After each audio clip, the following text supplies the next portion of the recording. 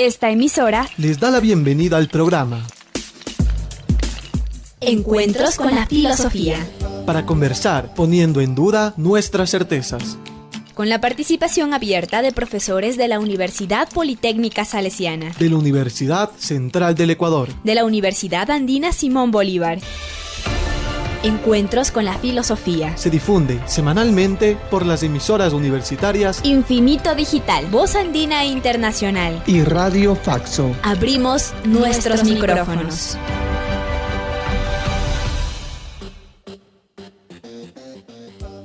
Bienvenidos y bienvenidas al programa semanal Encuentros con las Filosofías. Les saluda Edison Aguilar Santa Cruz.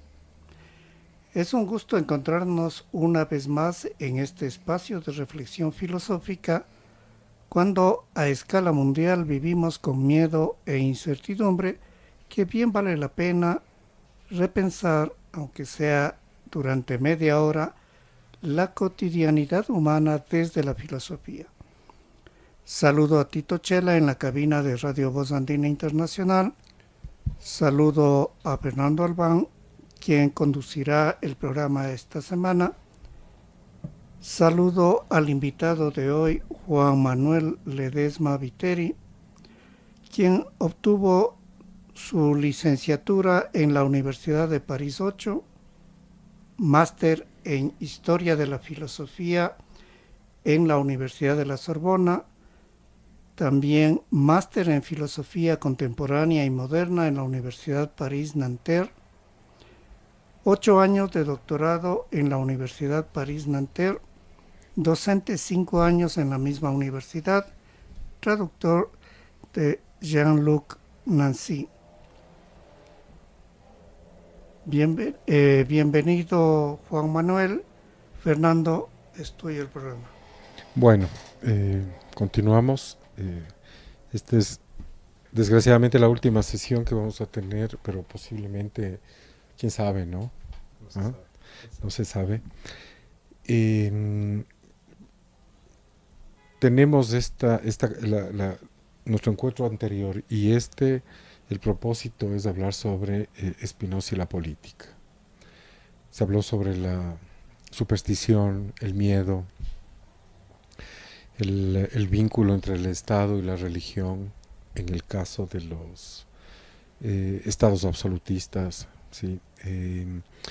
Y en ese escenario tú dabas cuenta de que el Tratado Teológico Político de Spinoza es una muestra viviente de un esfuerzo profanador, diríamos, de lectura y de interpretación de los textos bíblicos. Lo que se está reclamando ahí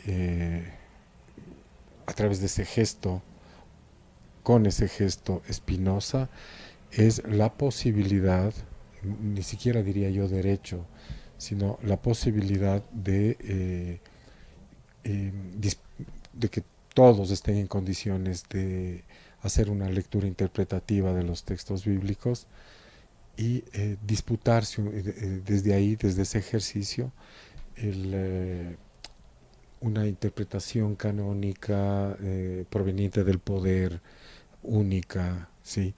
Entonces, ahí en este escenario, lo que se configura ahí en este ejercicio concreto que lleva a cabo Spinoza en su libro, es de alguna manera apunta en dirección de la constitución del Estado laico, que es el momento en el cual se declara la libertad de culto y la libertad de pensamiento, como dos elementos constitutivos que fundan el Estado laico, ¿no es cierto? Entonces, ahí hay de manera concreta, de manera viva, viviente, diría yo, en el gesto de Spinoza, se está realizando la democracia, ¿no? Es un ejercicio, más que más que invocar la democracia en términos teóricos, etcétera. Spinoza la está realizando de manera práctica. en el Tratado Teológico Político, ¿no? ¿Cuál es el vínculo de Spinoza con la democracia? ¿Es un conservador Spinoza? ¿Es un demócrata? Es decir, Spinoza en algunos sentidos se adelanta al Estado, a la constitución del Estado laico. ¿Dónde está Spinoza? ¿Cómo lo situamos? Porque la mayor parte de los comentadores hacen de Spinoza un revolucionario. No la mayor parte, ciertos franceses italianos. Bastantes. O sea, la verdad es que son en Francia y en Italia, ¿no? Pero sobre todo una generación. Pero, por ejemplo, en Estados Unidos hay un grupo de espinosistas bastante casi reaccionarios, o sea, conservadores, que defienden al contrario un Spinoza antirrevolucionario. Y bueno, hay un libro que es genial de un investigador francés que se llama El conservatismo paradoxal de Spinoza.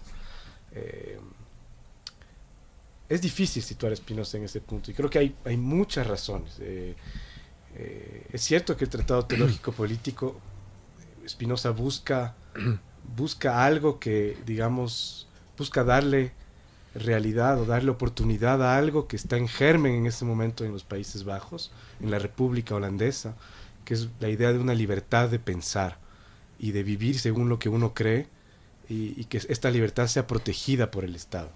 Sí, eso en verdad Spinoza lo defiende y lo defiende con sus amigos que son pensadores y dos de sus amigos en esta defensa lastimosamente terminan muertos defendiendo esta libertad y creo que eso a Spinoza le afecta. Asesinados. El segundo asesinado, que es de Jan de Witt, que iba a ser supuestamente el próximo presidente o director de la República Holandesa y que fue asesinado por los monarquistas de la familia de Orange, que es todavía hasta ahora la familia, la realeza de los Países Bajos. En ese momento tomaron de vuelta el poder que lo habían perdido 2 siglos antes cuando los calvinistas se rebelaron contra el poder monárquico y fundaron la República. Y Jan de Witt lo mataron en la calle, lo desmembraron y ahí murió. El sueño republicano de los Países Bajos murió ahí. Y Spinoza, eso para él fue, yo creo, uno de los puntos que lo hace pensar bastante en la democracia y en la política y en qué se puede hacer para mejorar la vida de la gente en un estado determinado. Otro amigo de él que murió es Adrián Koerbach, que murió en la cárcel también por defender ideas que eran cercanas a las de él, en el fondo, sobre la religión, la interpretación. Pero Adrián Koerbach publicó su libro en nombre propio, y Spinoza después de esto lo publicó anónimamente. Es decir, la devisa de Spinoza en sus libros es caute. ¿Qué pasó cuando asesinaron al que probablemente iba a ser el gobernante de los Países Bajos de Holanda?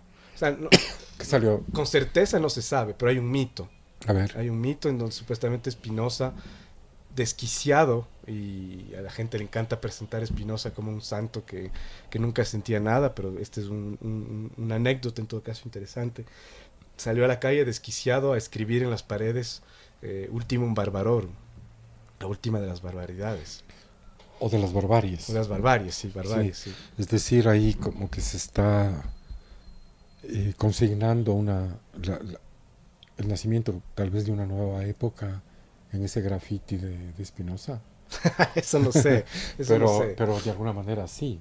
O sea, porque es una anécdota. En realidad lo que ocurre en ese momento histórico en el que está activo Spinoza, con muchos amigos, un gran bebedor de cerveza, nos contabas, ¿no? Un amante de la cerveza, no sé si gran bebedor, pero le gustaba la cerveza y tenemos registros de sus compras mensuales. Y sabemos que por esas latitudes la cerveza es buenísima, ¿no es cierto? Entonces, le gusta vivir bien, digamos, ¿no? Claro, o sea, y desde joven, desde sus primeros escritos, el Tratado de la Reforma del Entendimiento, que es un libro que no lo acabó y que fue publicado póstumamente, tiene un párrafo importante, es importantísimo ese libro sobre la constitución de la ética para Spinoza, en donde él dice que no tiene sentido renunciar a los placeres de la vida. Correcto. Que lo que hay que aprender es a utilizarlos adecuadamente, para que no nos impidan vivir y que no nos causen tristeza, sino que más bien nos ayuden a aumentar nuestra felicidad de vivir, nuestra potencia en la vida. Pero déjame solo volver a este punto, ¿no? Cuando Spinoza escribe el Tratado Teológico Político, en la introducción, él dice claramente que ese libro no es para todos. Entonces podemos ahí comenzar a hablar del conservatismo paradoxal. Spinoza no cree que todo el mundo puede ni debe leer el libro que él escribió. Él no dice, quiero dar esto para que todos lean de manera crítica las escrituras. O sea, él cree, a razón o no a razón, que ese libro todo el mundo debería leer y lo puede leer. Él lo destina a una especie de élite que para él es capaz de ser crítico y de no tomarlo mal y de utilizarlo de buena manera. Y el punto del Tratado Teológico Político es la libertad de pensar. Correcto. Es decir, yo pensaría también esta advertencia que él hace al inicio del tratado, pensaría que tiene que ver también con que la mayor parte de la población en aquellas épocas, incluyéndole Holanda, pero en menor magnitud, es se me va el término, es cuando estás preso, lo que empezábamos hablando, la superstición. Entonces, claro, están hundidos en la superstición y desde esa perspectiva leer ese tratado es genial. Y hay que pensar el tiempo, porque en ese tiempo Europa estaba en guerra, o sea, los Países Bajos estaban en guerra con Inglaterra, Francia, o sea, la monarquía francesa estaba buscando invadir los Países Bajos desde mucho tiempo, España, o sea, los Habsburg, había guerra en todos lados, y había peste también. O sea, estamos en años de peste, en donde la gente, Ámsterdam, mucha gente se murió, uno de los mejores amigos de Spinoza se murió de la peste, y él, el hermano de este amigo de Spinoza, es el que le deja, o sea, le da a Spinoza mensualmente dinero para que él sobreviva. Porque Spinoza no trabajaba en la universidad, en ningún lado. Spinoza vivía modestamente y cuando su amigo murió, el hermano le dijo, según los deseos de mi hermano, te voy a dar una renta mensual para que vivas. Esta referencia que hacías a este otro libro de Spinoza a propósito de los placeres, ¿no? No es necesario renunciar a los placeres, ¿no? Etcétera. Y la parte tan importante en el pensamiento de Spinoza, que es la felicidad, que es, yo creo que es uno de los elementos decisivos para entrar en el pensamiento de Spinoza, en su propuesta, también ética y política, ¿sí? Me digo, ¿no? Y te pregunto, el ámbito, el escenario propicio para la felicidad no es la democracia. O sea, yo creo que Spinoza estaría de acuerdo, de una cierta manera, o sea, pasemos entonces al Tratado Político. El Tratado Político es el último libro de Spinoza, tampoco publicó. Solo publicó el Tratado Teológico Político y le fue pésimo y decidió nunca más publicar.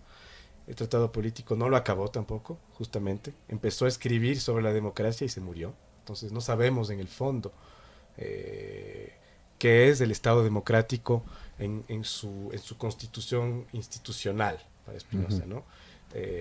Pero sí en ese libro Spinoza defiende, en relación a lo que estamos viendo, o sea, más que una necesidad de un régimen democrático para que la gente viva en felicidad, lo que Spinoza defiende, y yo creo que es importante entender por qué, es la necesidad de democratizar al máximo las instituciones políticas tal cuales existen. Y creo que esa es una realización pragmática. O sea, que él toma de Maquiavel ese pragmatismo. O sea, como hablábamos del miedo, Spinoza no va a decir el miedo está mal y la felicidad está bien. Spinoza sabe que en el Estado y en la religión el miedo es una herramienta y hay que aprender a usarla y hay que aprender a limitarla. Entonces, el trabajo que Spinoza hace en el Tratado Político es tratar de pensar en la manera en la que se pueden construir las instituciones políticas para que cualquier forma de Estado que exista, ya sea una monarquía, una oligarquía o una democracia, funciona de la manera más democráticamente posible. Entonces él, todo ese tratado político busca decir, ok, si tenemos un régimen monárquico, ¿cómo democratizar las instituciones para que el monarca tenga el menos poder posible, para que el poder se distribuya de la mayor parte posible a la mayor parte de gente y de ciudadanos? Pero Spinoza no cree que hay que abolir la monarquía como tal.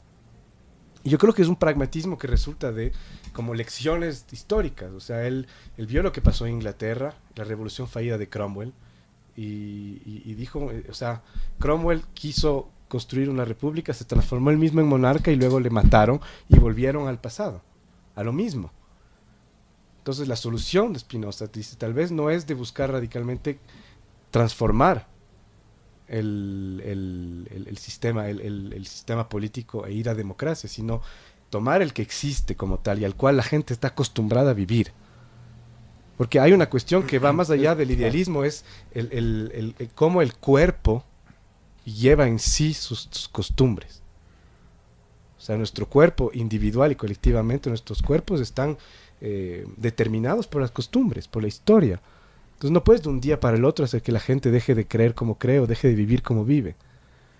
Lo que Spinoza cree es que uno puede coger un sistema de institución que funciona mal, que es corrupta, que le da todo el poder a una persona y construirla de otra manera para que, por ejemplo, el monarca solamente tenga que decidir entre las 3 mejores opciones posibles del Estado. Entonces le reduce el poder al monarca, pero lo mantiene. Y lo mismo en la oligarquía. En una especie de aristocracia. Pero o sea, sí, democracia para Spinoza idealmente sería el mejor de los estados, pero no existe el idealmente. O sea, como dice Spinoza, si el hombre fuese naciera, si el ser humano naciera razonable, no habría necesidad de política. Así abre el tratado político. Si los hombres y los seres humanos naciesen razonables, no necesitaríamos miedo ni esperanza para gobernar. Digamos, los hombres se cooperarían entre ellos naturalmente, porque cuando cooperan, la potencia de todos y cada uno es mayor. Esa es una realización de la razón, pero los hombres no son razonables. El Estado, no nacen razonables. El Estado, para Spinoza, y las instituciones, la educación, o sea, en el primer libro justamente Spinoza defiende la educación, las instituciones, las ciencias, para que el hombre, el ser humano, pueda a devenir razonable. Eso también es genial en Spinoza, contra el idealismo o sea, desde Platón, ¿no? Decir que la esencia del hombre es su razón, que es una condición que él tiene preexistente. Y Spinoza dice, no, el hombre no, el ser humano no nace razonable. La razón, para Spinoza, no es nada más que la comprensión de la utilidad propia. Entonces en verdad, también hay una deconstrucción de la idea de la razón como de una especie de entidad suprema, ¿no? A la cual el hombre accede de manera privilegiada. Y eso es lo que desde Descartes, la línea de Descartes hasta Kant y Hegel, van a mantener en el idealismo. Esta idea que la razón es una fuerza suprasensible y suprahumana a la cual el hombre tiene acceso y para Kant que tiene que respetar. Es decir, el Spinoza... La razón es lo útil. Este término que utilizas para designar esa particularidad, esa peculiaridad de Spinoza, que existía también en Maquiavelo, este pragmatismo, digamos, es decir, atenerse, tomar en consideración los límites de lo posible, es decir, moverte en tu época y desde ella, desde la fortuna, desde el interior de la época, ubicarte en las instancias más avanzadas, digamos, con mayor proyección hacia un futuro posible, digamos. O sea, hablar en ese momento de democracia como lo podemos hacer ahora es un poco como realización práctica, digamos, ¿no? Porque bueno, hay textos, está Aristóteles cuando habla sobre el tema, etcétera, ¿no es cierto?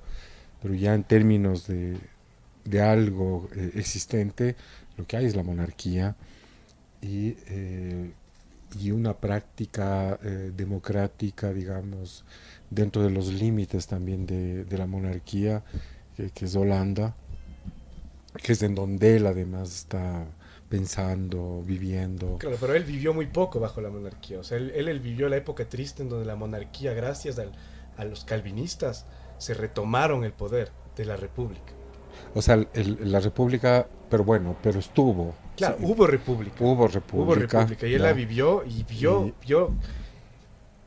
de sus propios ojos cómo los enemigos de la república y de la libertad de pensar y lograron ganar. Ujú. Y restablecer en el fondo, porque eso es lo que Spinoza dice, restablecieron el estado de la sociedad antes de que la república haga irrupción, porque Holanda era un principado de un príncipe, o sea, era un territorio que pertenecía a un príncipe en España, o un rey, al rey de España, si no me equivoco, el rey de España le pertenecía a Holanda, entonces católico, y los calvinistas estaban siendo oprimidos. Oprimidos. Entonces ellos se rebelaron y fundaron esta república con la idea de que este lugar sea un santuario para la gente que piensa y cree de otra manera. Pero esos mismos calvinistas se volvieron teócratas.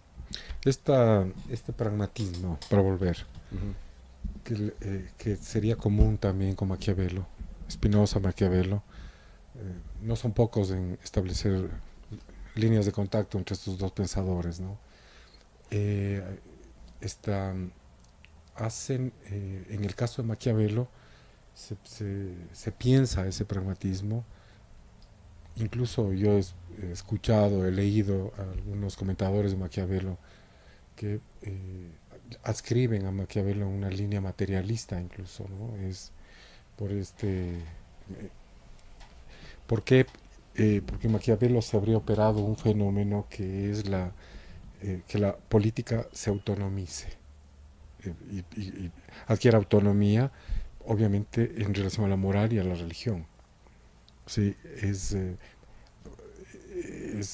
y de ahí un poco también se le designa a Maquiavelo a su pensamiento, a su reflexión, o se le ubica del lado del materialismo algunos, ¿no? Maquiavelo decía que el gobernante tiene que saber contar con la suerte, ¿ya? Y saber jugar con la suerte, con las circunstancias, Claro. y esto digamos que estaba en contra de lo teleológico, digamos, en política, ¿no? Del fin ya establecido, etcétera. Más bien en ese punto hay un vínculo entre Maquiavelo Clarísimo, o sea, y Spinoza leyó, o sea, tenemos la biblioteca de Spinoza, y en la biblioteca de Spinoza están los libros de Maquiavelo. Y no solamente están los libros, sino el concepto de fortuna, que es de Maquiavelo. Uh-huh. Spinoza lo utiliza muchísimo.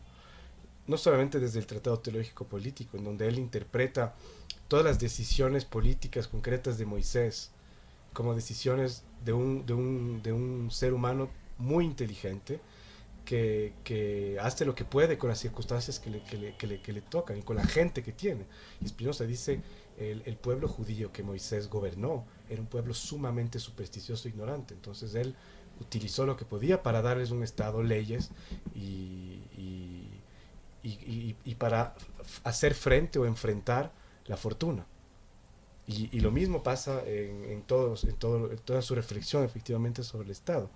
La idea no es crear, o sea, la idea es concretamente para Spinoza, cómo hacer que un Estado dado funcione de la mejor manera posible, para que la gente viva en paz, sea feliz y que pueda libremente pensar, sea cual sea el Estado. Entonces, cuando uno lee tratado político, no es un tratado de política como tenemos la costumbre en filosofía, en donde están una serie de principios que se deberían adoptar para construir el Estado ideal. No, Spinoza en verdad se pone, hay veces que puede ser hasta un poco aburrido, porque dice, ok, en el Estado monárquico, el consejo del rey tiene que tener una proporcionalidad de tantos consejeros de tal edad y de tal edad que representen todas las franjas de la población para que todo el mundo forme parte, y estos tienen que estar controlados en todas sus decisiones por jueces que tienen que ganar tanto dinero más que los otros para que no puedan ser corrompidos. O sea, hay una reflexión pragmática que luego van a adoptar. Podría ser un realismo político también. Sí, o sea, no sé, sí, de una cierta manera. En todo caso, esta reflexión de Spinoza y de sus que no era propia de él, o sea, él la compartió con sus amigos en Holanda, que en verdad era un grupo fenomenal. Por ejemplo, ahora hay un historiador que es muy interesante de la ilustración, que se llama Jonathan Israel, y él escribió una serie de libros sobre lo que él llama la lumière, la ilustración radical. Uh-huh. Ese libro, él trata de demostrar que toda la radicalidad de la ilustración francesa y de la Aufklärung alemana vienen de cómo ellos retoman lo que pasa en Holanda un siglo antes. O sea que en verdad el laboratorio de la ilustración es Holanda. Y lo que pasa para él la figura principal es Spinoza, en sus dos tratados político y tratado teológico político, en donde tratan de pensar problemáticas que todavía no estaban construidas y que ellos en Francia y en Alemania van a poder concretizar más tarde, ¿no? La idea de liberarse de la religión, del poder religioso, la crítica de la superstición, o sea, Voltaire,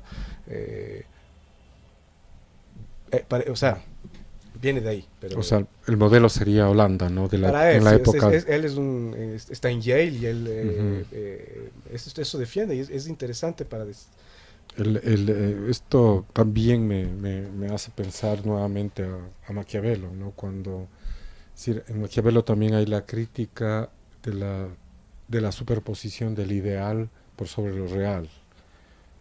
Es lo que ocurre también en Spinoza, ya como un procedimiento general de su planteamiento filosófico, ¿no? Por eso se dice que hay un cierto materialismo, un realismo, no sé, en estos pensadores. Entonces, el modelo en Maquiavelo es Roma, pero la Roma republicana. De Tito, ¿cómo se dice? De Tito. Sí. O sea, en el libro sobre los discursos de Tito. Ese es el libro que Spinoza supuestamente lee más. Ya. Porque claro, retoma ese modelo, Maquiavelo, porque además es la república que más dura en la historia. Y el propósito de la política es hacer que la paz dure. Que dure que dure la paz. La república, ¿no es cierto? Entonces, claro, la paz es lo que hace que la guerra es lo que destruye la república. Entonces ahí hay, sí, como que sí hay unas cosas, unos vínculos interesantes. Claro, o sea, ¿no? Spinoza tiene muchísimas influencias, ¿no? Y Maquiavelo es una, Hobbes es otra. Y ya hablamos de Hobbes en la antigua sesión, y justamente Spinoza lo que trata de teorizar, contrariamente tal vez a Hobbes, es no un Estado que funcione eternamente porque todos los ciudadanos viven bajo el miedo del castigo, ¿no? ¿Cuánto tiempo nos queda? No veo. Sí. Okay. Sino pensar un Estado que pueda permitir a los hombres desarrollarse y vivir en un estado de paz que no esté dominado por el miedo, sino por la esperanza de algo mejor, de siempre una mejor vida. Entonces, ese es en el fondo la apuesta filosófica política de Spinoza. De cierta manera no es tan ambicioso, ¿no? Porque demasiada ambición haría que el proyecto sea demasiado idealista. Uh-huh. Si no es la cuestión simple de que los hombres y los seres humanos puedan vivir bien con sus diferencias en un estado positivo de paz y no un estado negativo de miedo a un tirano, porque las tiranías pueden durar 2000 años, ¿no?